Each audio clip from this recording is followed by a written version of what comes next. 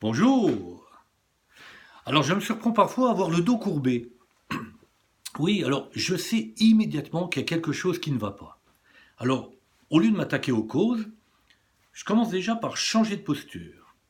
Alors essayez, vous verrez. Alors, vous redressez les épaules, la colonne, vous regardez vers le haut et vous respirez profondément. 4 à 5 minutes. Et vous soufflez, vous respirez, vous soufflez, et là, vous verrez. Vous reprenez confiance dans ce que vous êtes en train de faire. Alors, on confond souvent élégance avec quelque chose de superficiel, de mode ou de manque de profondeur. Mais en fait, on a tellement besoin d'élégance dans nos actes et dans notre vie, dans les gestes de tous les jours. Parce que ce mot est plutôt synonyme de bon goût, d'amabilité, d'équilibre, d'harmonie. Alors en fait, on a besoin de sérénité et d'élégance pour toutes les parties de notre vie. Ne pensez pas alors qu'on va tout le temps, sans arrêt, se préoccuper de comment on bouge ses mains, comment on s'assoit, comment on sourit, comment on regarde autour de nous. Non, pas du tout. Mais simplement, votre corps a un langage. Et l'autre, comme l'inconscient est très sensible, il va comprendre ce que nous disons au-delà des mots.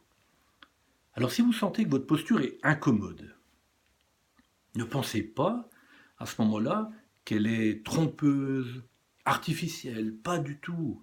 Non, le corps dit toujours la vérité. Elle est sincère et elle est en train de vous dire que en ce moment, c'est difficile pour vous. Alors l'élégance, c'est la posture la plus adaptée.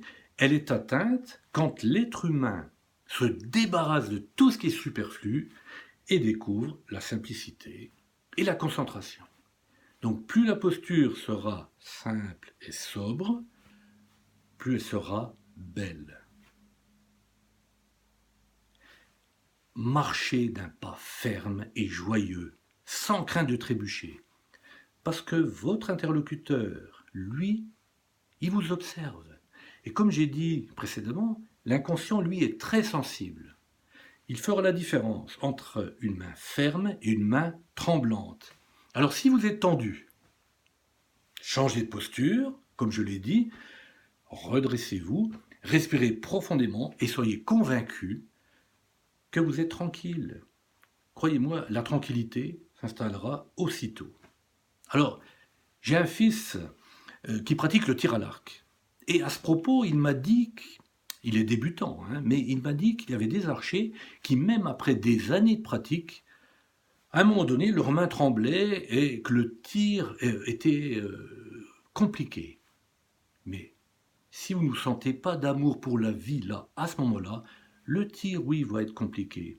Vous n'aurez pas la force de tirer la corde au maximum. Parce qu'il faut de la force pour tirer cet arc. Alors, au contraire, à ce moment-là, vous interrogerez sur les causes de cette imprécision.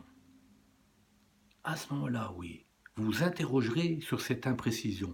Un problème qui était peut-être inconsciemment occulté. Peut-être parce que votre corps était usé ou moins élégant.